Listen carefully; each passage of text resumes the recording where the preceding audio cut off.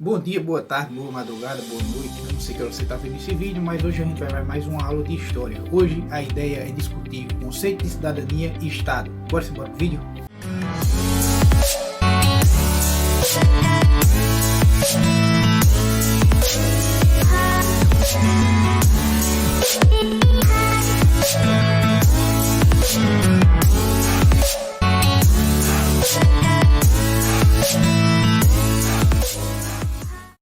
Bom, pessoal, para discutir um pouquinho esse assunto com vocês, é preciso que vocês, antes disso, tenham alguns avisos. Primeiro, que volta e meia, quando vocês me verem baixando a cabeça por aqui, é porque eu estou tentando acompanhar a minha fala com os slides que eu montei para que facilite para a sua compreensão. De todo modo, a gente vai no passo a passo explicando e aqui a gente vai articulando algumas imagens para ajudar você a entender melhor o assunto, ok? Bom, vamos lá.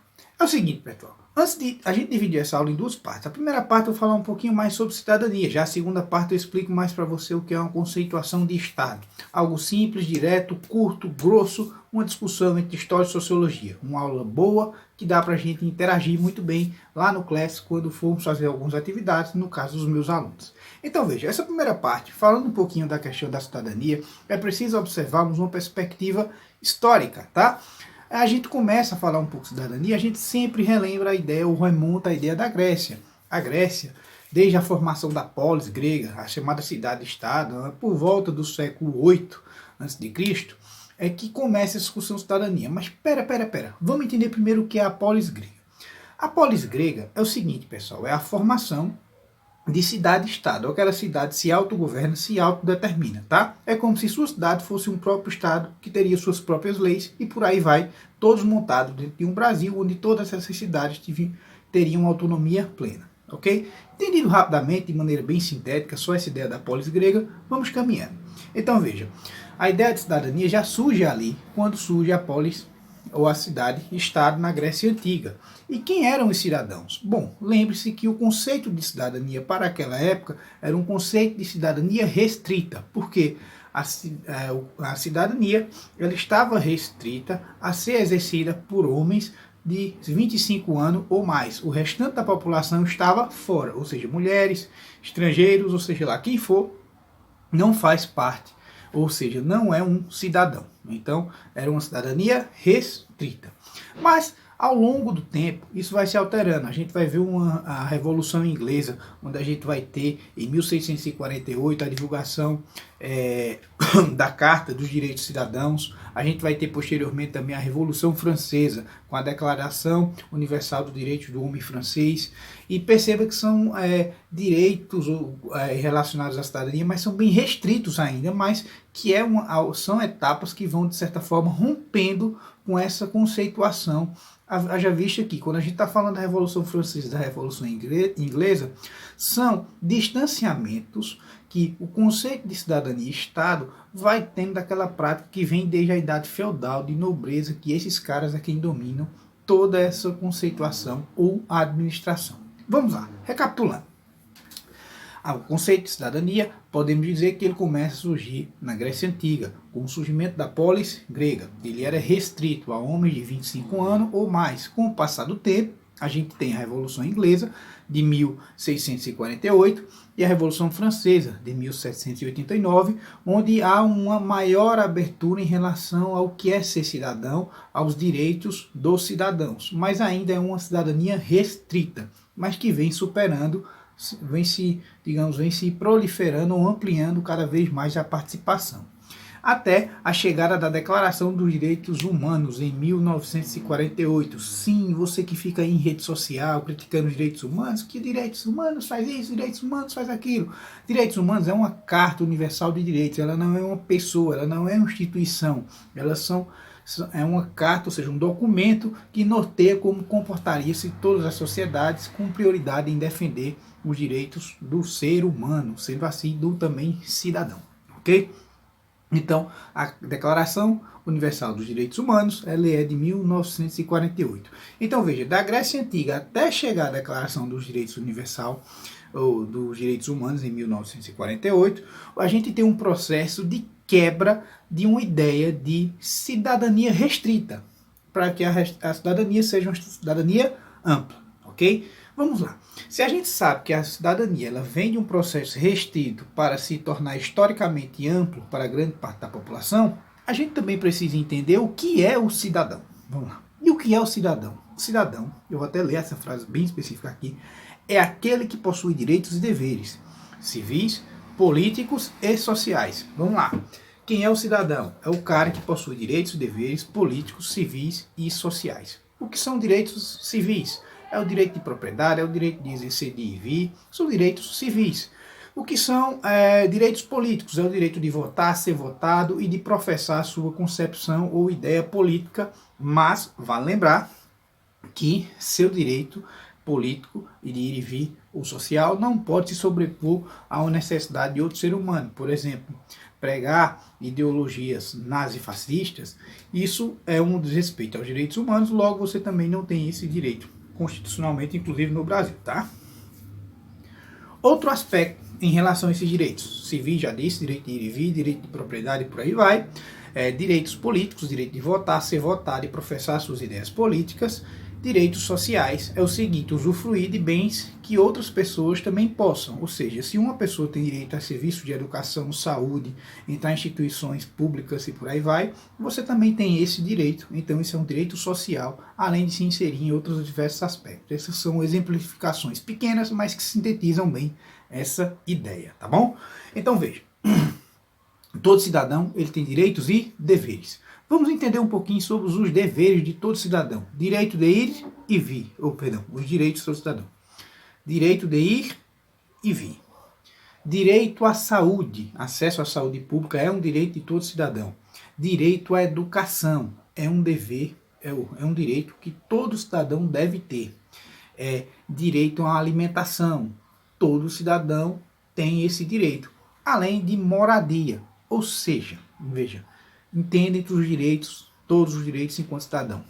Saúde, educação, alimentação, moradia, são e de ir e vir, são premissas básicas, são seus direitos enquanto cidadão.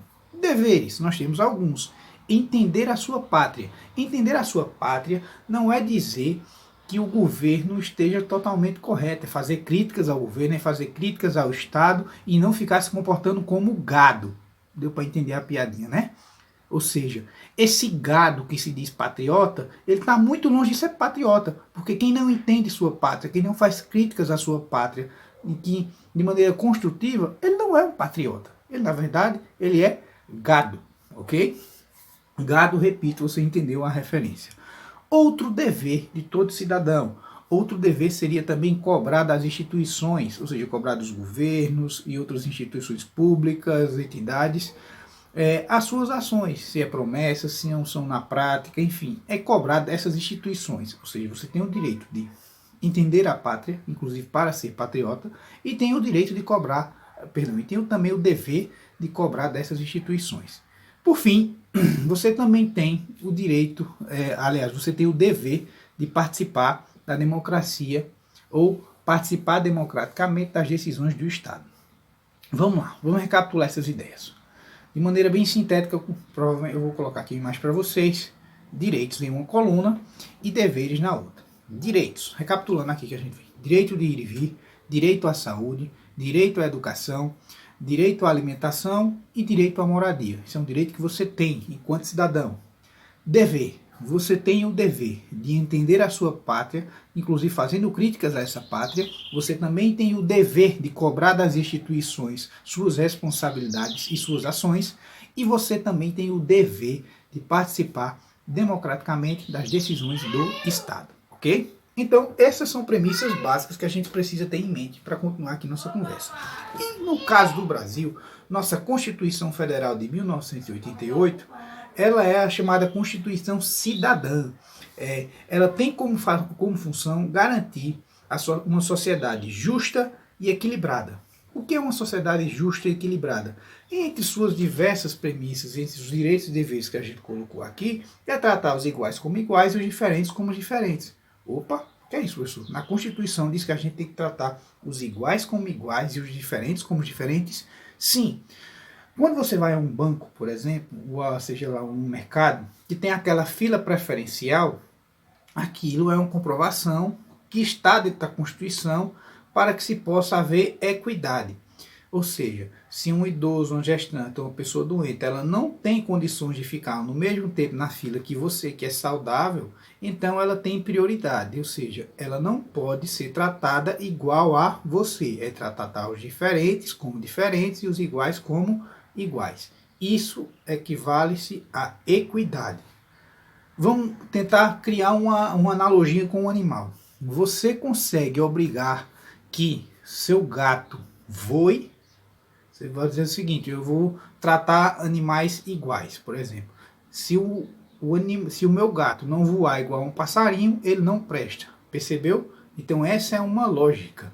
Então tratar os iguais como iguais e os diferentes como diferentes é um princípio da igualdade que há na Constituição Cidadã de 1988, que nos rege até hoje. Beleza? Então vamos entender um pouquinho da ideia do Estado. O que danado é o Estado? Vamos lá. O Estado ele é dividido normalmente em 3 condições: território, povo e, por fim, o governo. Então vamos lá. Território é aquela delimitação territorial que você vê em mapa, e ali é onde tem a atuação do poder. Ok? Então, veja, o território Brasil, que você vê aqui, ele se compõe apenas desse lugar aqui. Então, essa contextuação, o Estado ele é dividido em território, povo e governo. Segundo aspecto, povo constitui a nacionalidade, que seriam ligações por laços culturais, religião, idioma, valores. Só lembrando que um país, muitas vezes, ele tem diversas nacionalidades. Vamos dar um exemplo do Brasil.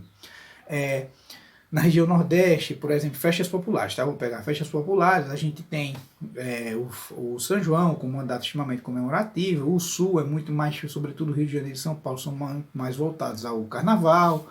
Então, veja, são aspectos culturais que diferenciam um lugar de outro. Fora que a gente ainda tem as diversas as diversas etnias nativas, que tem sua língua diferente, sua cultura diferente, e faz parte de todo esse país. Então a nacionalidade ela pode ser também levada em consideração como nacionalidades em alguns países que compõem apenas um país ou um estado só. Então, a terceira parte seria o governo. O governo é dividido entre um corpo burocrático e um corpo militar. Há essas duas categorias que a gente vai entrar aqui agora para que você entenda melhor. Então, de certa forma, qual a função do governo? Lembre-se, a função do governo é manter a paz interna e proteger o povo das ameaças externas. Lembre-se disso, qual a função do governo e da política em si? Manter a paz interna e proteger o povo de ameaças externas. Modéstia à parte, nosso atual governo não está nem protegendo nem a ele mesmo. Mas enfim, continuando. Então veja, o Estado também ele detém um monopólio, ele é quem detém um monopólio da força, ou seja, só ele que tem a legitimidade para utilizar da força, tá? Então, o monopólio da força ele é de uso do Estado. Por fim, o Estado moderno ele é dividido em 3 poderes, que é o caso do Brasil aqui também: executivo, legislativo e judiciário. Vamos lá. Executivo é o que você conhece como governadores, presidentes e prefeitos, que são eleitos por eleições majoritárias. O legislativo ele é composto por deputados, vereadores e até os senadores, que nesse caso eles são majoritários em eleição, mas enfim. Né? Então, executivo, governadores, presidente, prefeitos, eles executam as leis que vêm do Congresso. O Congresso, que seriam os deputados, vereadores, senadores, eles são os legisladores, é o segundo poder.